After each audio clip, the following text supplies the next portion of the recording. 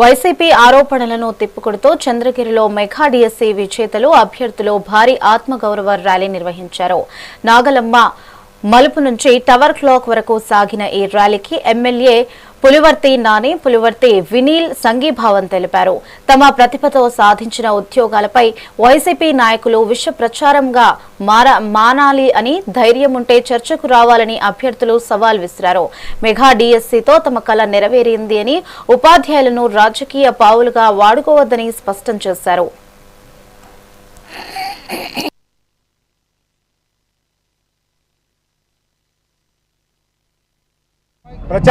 అసత్య ప్రచారాలు మీరు చూశారు.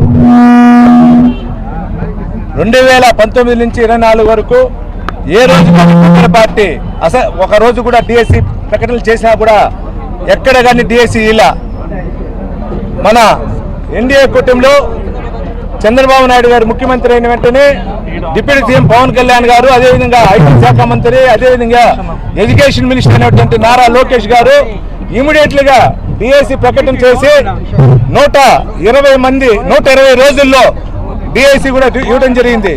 సుమారు 240 కేసులు గొడ్డల పార్టీ వారు కేసులు వేస్తే కూడా కోర్టు కొట్టివేసి మొట్టికాయ కూడా వేయటం జరిగింది.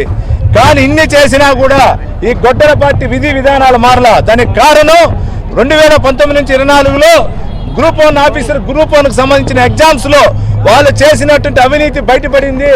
సిట్ విచారణ బయటకు వస్తూ ఉంది. దాన్ని మభ్యపుచ్చేదానికి, దాన్ని డైవర్షన్ రాజకీయం చేయాలనే ఉద్దేశంతో ఈ విధంగా చేయడం జరిగింది.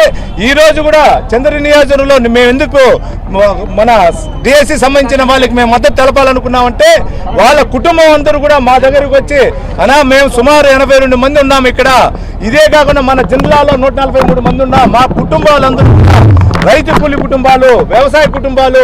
2011 నుంచి ఈ రోజు వరకు మా వాళ్ళు కష్టపడతా ఉంటే కూడా ఉద్యోగాలు వచ్చింది.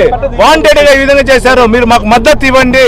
మీ ప్రజానికానికి మేము మీ యొక్క చంద్రగిరి నియోజకవర్గంలో ఓటర్లు కాబట్టి మాకు మద్దతు ఇవ్వాలని చెప్తే వాళ్ళ మద్దతుగా అసత్య ప్రచారాలు మీరు చూశారు.